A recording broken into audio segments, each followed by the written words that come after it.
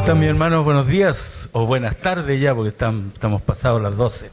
Bueno, un privilegio siempre pararse acá adelante y poder compartir la palabra. Esta vez me toca a mí. Hemos tratado de ir intercalando, dándole la oportunidad a todos para poder predicar la palabra. Quizás algunos de repente se sentirán más feedback con ciertos predicadores, con otros quizás no tanto, pero siempre hay una palabra de Dios para las vidas de sus hijos, independiente de quien predica. Así que cuando uno predica, yo siempre he orado previamente que Dios pueda dar la palabra propicia para el momento oportuno, y yo creo que esta no debe ser la excepción. Oremos un momento. Padre, estamos aquí viviendo una fiesta, Señor. Juntarse, cantar, adorar tu nombre es un momento maravilloso.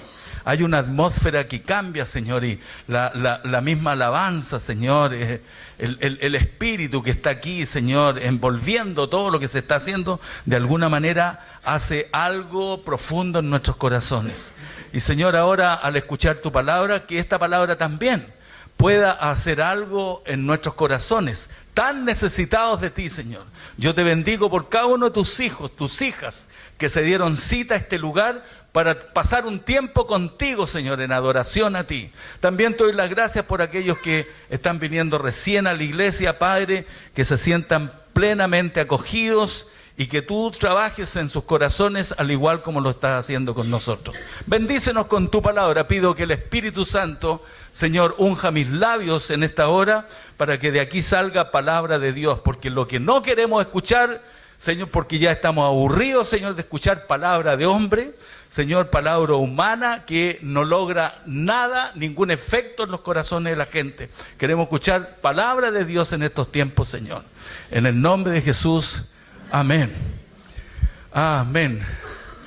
Bien, llegué ya de vuelta, fui a impuestos internos y volví. Para los que estuvieron el domingo pasado saben a qué me refiero, ¿eh? No es que haya sido citado por alguna infracción a la ley de impuestos, sino más bien porque ya chivé las boletas y están a la chiva, ya pasaron a la historia ya, ¿eh? Son las boletas que le hicieron a la U por si acaso los colocolinos que no estuvieron. Oye, que se ríe. Me provoca reír, ya me tocará a mí ya, ¿cierto? Mis hermanos, interesante ver la historia que aparece en el capítulo 23 del segundo libro de Samuel.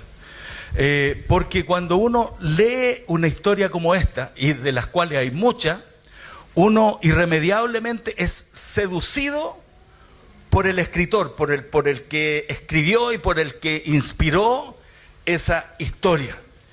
Porque la historia que vamos a ver hoy día es digna de inspiración, es digna para inspirar al más poco optimista que pueda haber, es digna de inspirar a aquellos que de repente están pasando por un momento complejo en su vida.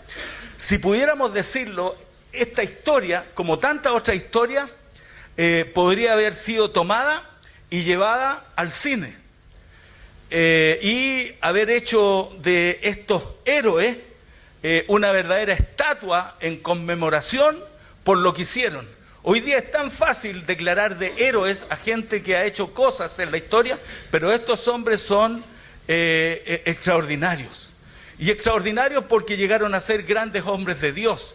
Y se espera que los grandes hombres y mujeres de Dios no solo sean extraordinarios. Cuando digo extraordinarios estoy diciendo que no son de las personas promedio, sino verdaderamente logren algo más que lo normal en la vida. Y se espera que nosotros como cristianos seamos gente que haga cosas también extraordinarias. Algunos de ustedes ya se pueden jactar de que hicieron cosas que de alguna manera logró sacarles adelante en su propia vida, en su vida como cristiano, en su vida como marido, como hijo, como papá, no sé, como empleado, como patrón, no sé, valga el caso correspondiente, pero esta historia es digna de Hollywood. y de haber sido llevada al cine, porque un hombre que no es un superhéroe, un hombre que no tiene ningún reconocimiento externo, logra hacer lo que nadie más haría a menos que Dios estuviese con él. Y yo creo que ahí está una de las cosas que marca la vida de una persona. Que una persona puede llegar a hacer cosas maravillosas, extraordinarias, fuera de lo común, por el solo hecho de que Dios está con él. Y debo contextualizar para poder meternos de lleno en el pasaje. Porque esta historia tiene que ver con gente valiente, ¿ya? Tiene que ver con gente valiente. El valiente no es probado cuando hay momentos de quietud, momentos de paz, donde todo estuviese o estuviera bajo control. El valiente mostrará su valentía en las dificultades, en aquellas problemáticas difíciles de enfrentar. Ahí se verá verdaderamente quién es valiente y quién no es valiente. Entonces, habiendo dicho eso, acuérdense que el rey David era perseguido por el rey Saúl. ¿Por qué perseguía Saúl a David? Porque David iba a ser el rey de Israel. Y como Saúl era el rey de aquel momento, Saúl no quería que nadie le hiciese sombra, ¿ya? Y esto es súper importante porque cuando alguien llega a algún lugar, o a una empresa, algún trabajo, incluso a la iglesia, y alguna persona que tiene un cargo importante ve que alguien le está haciendo sombra, normalmente en la parte humana, carnal, las personas harán lo imposible para que esa persona sea desbaratada y no le siga haciendo sombra. Eso pasa en los trabajos, en la competencia que hay muchas veces. Cuando vemos que alguien está haciéndole sombra a alguien, buscamos derribar a ese alguien a como dé lugar. Y Saúl quería derribar a David, porque obviamente él iba a ser el rey de Israel. Y lo busca para matarlo. Y ustedes conocen la historia.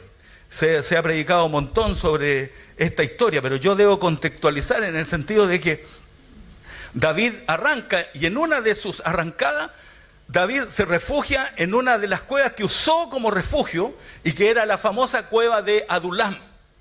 Y Adulam significa en el arameo reposo, descanso, refugio, refrigerio. Todo eso significa Adulam. Porque justamente ahí David de alguna manera encontraba aquello que no lo tenía afuera, porque afuera lo buscaban para matarlo. Y lo buscaban para matarlo por el hecho de que Dios lo había elegido para ser rey. A veces a ti no te buscarán para matarte, pero sí te envidiarán, buscarán la fórmula para desacreditarte, hacer cualquier cosa para aplacar en ti el propósito de Dios. Pero si Dios te ha elegido, nadie podrá aplacar el propósito de Dios en tu vida. Amén. Amén. Entonces, David llega a la cueva de Adulam y dice que el capítulo 22 del primer libro de Samuel dice que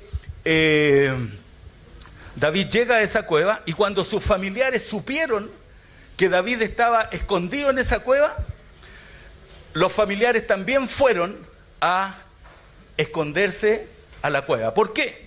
Porque cuando un rey buscaba a otro para matarle, sobre todo a alguien que le hacía sombra, los liquidaba a ese y liquidaba a toda su familia, para que no hubiese descendencia de nada. Entonces así era la crueldad en aquel tiempo. Hoy día no se mata de esa manera, pero sí se mata espiritualmente. Se mata a las personas. Cuando te inventan algo que no es verdad, están matando. Hay asesinatos de imagen hoy día.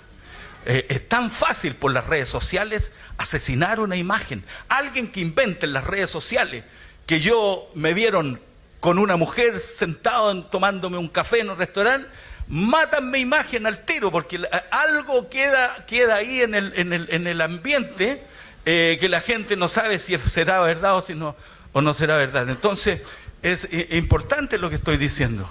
Y David llega ahí, llega a su familia a juntarse con él.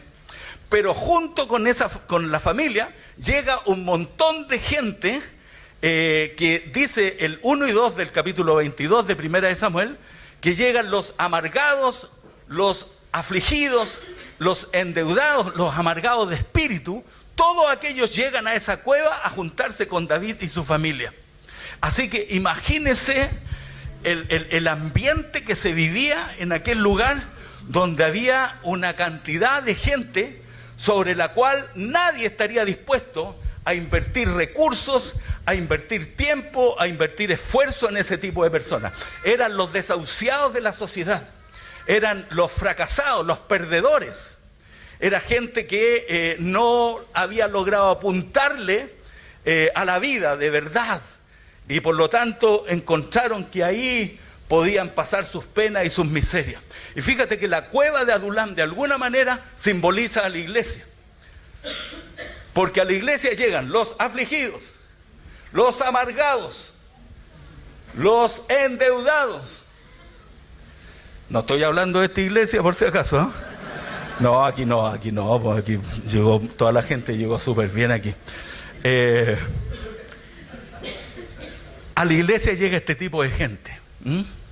Y fíjate que ahí llegaron y algo pasaba en esa cueva. Algo pasaba en esa cueva. David era un hombre de Dios. David es un tipo de Jesucristo. Y ahí en esa cueva algo pasaba, porque como David era un hombre de Dios, David escribió algunos salmos en esas cuevas. Así que imagínense, esa cueva estaba convertida en un lugar de reposo, de descanso, de refrigerio. ¿Acaso no es así cuando usted viene a la iglesia? Usted percibe que aquí en la iglesia, lo decía en la oración, hay un espíritu rico que de alguna manera te alivia el corazón, se te alivian las cargas, vuelve a la casa de una manera distinta, quizás con una mentalidad más positiva. Algo pasa cuando nos juntamos en esta cueva de Adulam llamada la Trinidad, que Dios hace algo maravilloso en las vidas de las personas. Es lo que encontraron cuando yo escuchaba a Nelson y Ingrid ayer, que nos contaban que cuando llegaron a la iglesia y ha pasado todo este tiempo y todas las dificultades que ellos vivieron después y la pérdida de su hija, gracias al apoyo de esta comunidad, ellos lograron, si pudiéramos describirlo en una forma que se entienda, ellos lograron sobrevivir a toda esta cosa. Entonces, imagínense lo que pasaba en ese ambiente con todos estos fracasados, los perdedores, los endeudados, todos aquellos que no le apuntaron a la victoria en sus vidas. Y ahí, ¿qué hicieron? Se empaparon del espíritu de David. Se empaparon del espíritu de David. ¿Por qué razón? Porque yo creo que David ahí les hablaba de Dios. David tenía una relación desde adolescente. Quizás ahí David les contó cómo había matado al león.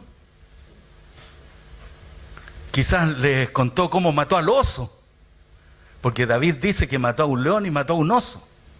Ahí quizás les contó detalles de lo que pasó previamente y durante la batalla que peleó con Goliat y que finalmente venció a Goliat.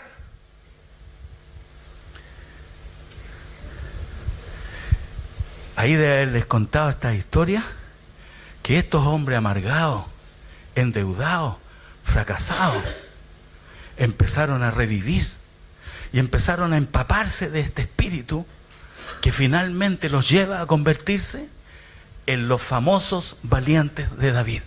Mira lo que puede lograr un hombre cuando se empapa del Espíritu de Dios en su vida, con el Espíritu de Jesucristo, cuando se empapa del Espíritu de Dios. Y eso pasa en la iglesia, pero también debe pasar en el momento personal, en la intimidad contigo, que es capaz de convertirse no solo su vida es transformada, sino que de convertirse en un fracasado, en un perdedor, logra llegar a ser un valiente, un guerrero, un conquistador, un hombre ganador, que le gana a las dificultades, que gana las grandes batallas de la vida, Esto es lo que lograron los famosos 400 valientes de David.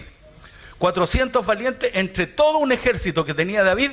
Estos 400 hombres dieron una clase magistral de cómo, permaneciendo al lado del que era el rey de Israel,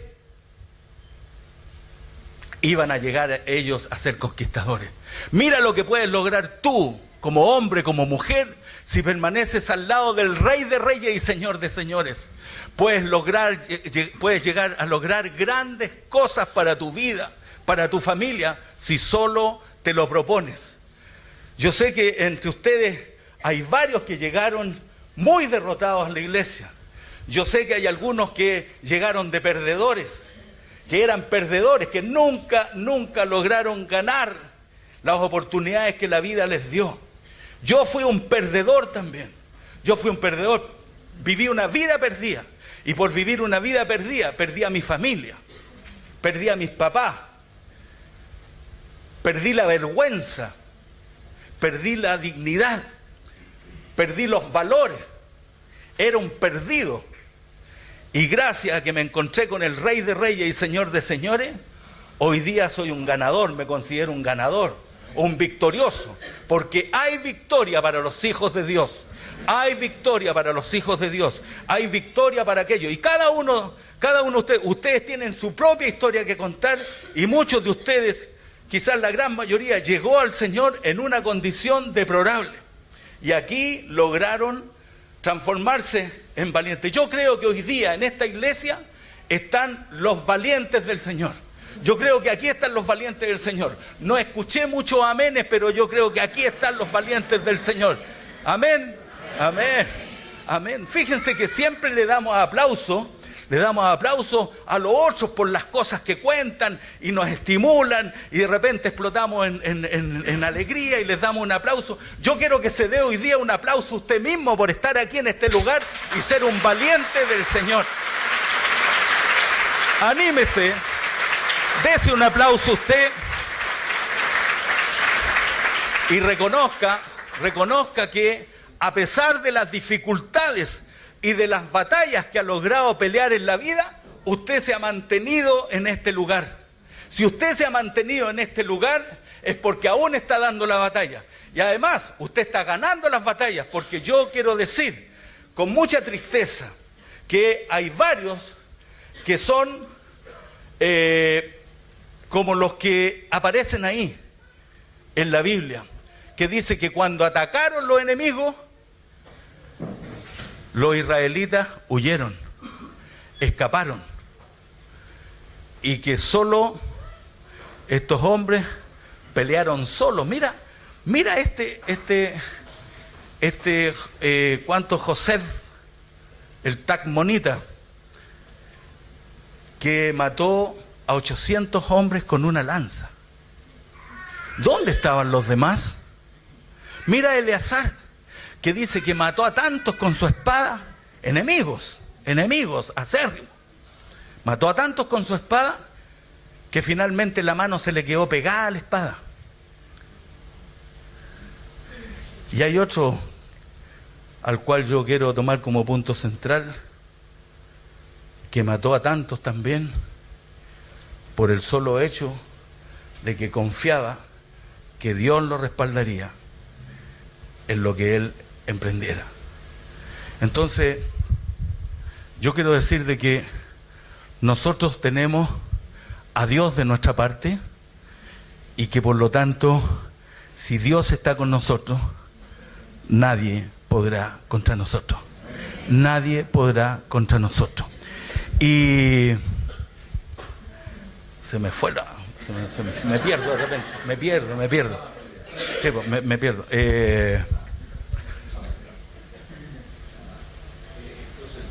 Claro, el ejemplo central. Entonces, correcto, el ejemplo central. Es muy divertido, muy divertido.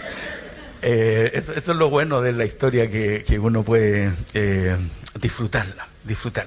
Y fíjense que la situación del pueblo era la siguiente. Los filisteos eran el enemigo de turno. Yo he hablado otras veces esto. Siempre el pueblo de Dios, por alguna razón misteriosa, que yo no comprendo o no logro entender, aunque creo entender algo, pero no del todo, por alguna razón misteriosa, el pueblo de Dios siempre tenía un enemigo hostigándolo. Siempre. Nunca descansaron con eso. Yo creo que finalmente el propósito de Dios era que su pueblo viera que no podía solo, que dependía de Dios. Yo creo que esa es la gran verdad. No sé si será así, pero yo creo que Dios permitía eso para que de alguna manera su pueblo dependiera de Él. Y atacaban los filisteos, y los filisteos eran muy estratégicos, muy estratégicos, porque atacaban los sembradíos de los israelitas, y lo atacaban de la siguiente manera. No lo atacaban cuando habían arado la tierra, no lo atacaban cuando habían sembrado la semilla, no lo atacaban mientras estaban regando y cultivando, lo atacaban cuando el fruto estaba listo. Y déjame decirte que es exactamente lo mismo que pasa hoy día. Nuestro enemigo por naturaleza es el diablo. Y el diablo nunca te va a atacar al principio. El diablo te va a atacar cuando esté viendo los frutos en tu vida. Ahí va a venir a quitarte los frutos, como predicaba Gabriel el otro día, a quitarte los frutos, de manera que tú no des fruto y des. Entonces, ustedes ya están curtidos en todas estas cosas, mi hermano. Entonces, así atacaban, pero atacaban con un propósito también, de esa manera, porque ellos atacaban y destruían el sembrado. Destruían el sembrado. ¿Por qué? Porque así hacían desfallecer al enemigo, en este caso al pueblo de Dios. Atacaban al pueblo de Dios destruyendo los sembrados, de manera que el pueblo empezara a desfallecer de hambre y a perder fuerza, y de esa manera se rindieran y pudieran obtener comida de sus enemigos. Pero hoy día, y por eso decía yo, y vuelvo a lo que dije antes, yo creo que algunos de aquí salieron igual que los israelitas, porque cuando llegaron los filisteos, dice que todos se escaparon, y Sama fue el único que se quedó ahí. Yo quiero que pensemos en Sama hoy día, por un par de cosas. Él se quedó para defender el terreno. Fíjense que la Nueva Versión Internacional que se leyó omite una palabra que es súper importante. Dice en el verso 11, después de este fue Sama, hijo de Age, Ararita. Los filisteos se habían reunido en Lei, donde había un pequeño terreno de lenteja. Era un pequeño terreno de lenteja. Y Sama se quedó, y por eso puse el pasaje de Pablo. Pablo dice que a la hora de los quibos todos lo desampararon, todos lo abandonaron. No tuvo defensa, pero Dios estuvo conmigo, dijo Pablo. Sama se quedó ahí. Sama sabía que Dios estaba con él y enfrentó la batalla. Y yo quiero decirte que tú tienes que mentalizarte de esta gran verdad y llevarla a tu corazón. Dios está contigo, por lo tanto puedes pelear cualquier batalla que se interponga en este tiempo en tu vida. Y la puedes pelear y ganarla, porque lo que pasó en el pasado sigue pasando. Fíjate que en Lei, muchos años antes, Sansón mató a 1000 filisteos con la quijada de un asno. Eso quiere decir que las mismas batallas que le ocurrieron al pueblo de Dios antiguamente son las mismas batallas que hoy día tenemos. Pero hoy día son muchas de las batallas espirituales. Entonces, todos arrancaron, todos huyeron. ¿Por qué huyeron? ¿Por qué huyeron, digo yo? ¿Se sintieron inferiores? ¿Sentían que no tenían las armas para pelear? ¿Por qué Sama sí? ¿Y ellos por qué no se sienten en condiciones de pelear? Buena pregunta. Pero yo creo también, y déjenme decirles que hoy día el Señor de alguna manera me mostraba esto. Muchos hoy día en la Trinidad no están aquí. ¿Por qué? Porque huyeron, escaparon, porque vino la lucha. vino la batalla. Y no tuvieron las armas, no tuvieron la sabiduría, no tuvieron el coraje para enfrentar la situación conflictiva que estaban viviendo y se fueron. Y hoy día ya no están. Y por eso digo que los que están de alguna manera son unos privilegiados de Dios, porque quiere decir que Dios está trabajando con cada uno de nosotros para lograr convertirte a ti y a mí y a todos nosotros en verdaderos valientes y conquistadores de Dios. ¿Cuántos les damos un aplauso al Señor Jesucristo? Hay otros pastores que en vez de decir eso dicen, regálenme un amén. No, yo no voy a imitar a esos pastores. Entonces, ellos escaparon. Y ahora viene la otra pregunta. ¿Qué hace? ¿Qué hace que un hombre esté dispuesto a dar su vida, incluso a perder su vida, por un pequeño terreno de lenteja? ¿Qué hace que un hombre esté dispuesto a morir por un pequeño terreno de lenteja? Los demás huyeron y escaparon. ¿Por qué? No les interesó el pequeño terreno de lenteja. Para ellos el terreno de lenteja era insignificante. No valía la pena luchar por aquello. No valía. Y yo te digo, honestamente, cada uno de nosotros tenemos un terreno de lenteja que debemos defender.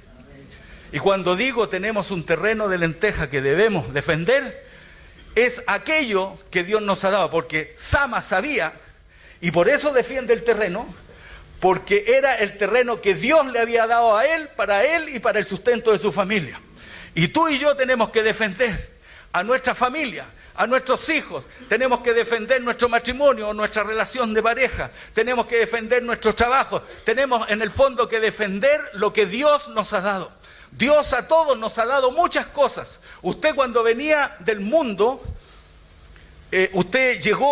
muchos de nosotros llegamos con las manos vacías y Dios nos ha provisto, Dios nos ha arreglado nuestra vida de pareja, nuestra relación de familia, Dios ha arreglado nuestra relación con nuestros hijos. Capaz que de repente alguien ve como insignificante tu matrimonio, a lo mejor te ve luchando por tu matrimonio y ve que ya tu matrimonio no tiene vuelta, pero tú mientras tengas a Dios de tu lado, tú vas a luchar por tu matrimonio. Y lo mismo digo con los hijos. Algunos tendrán hijos perdidos en la droga, en el vicio, tendrán un hijo preso. Aunque todos vean eso como insignificante, ¿para qué luchar? Tú seguirás luchando por aquello que Dios te ha dado.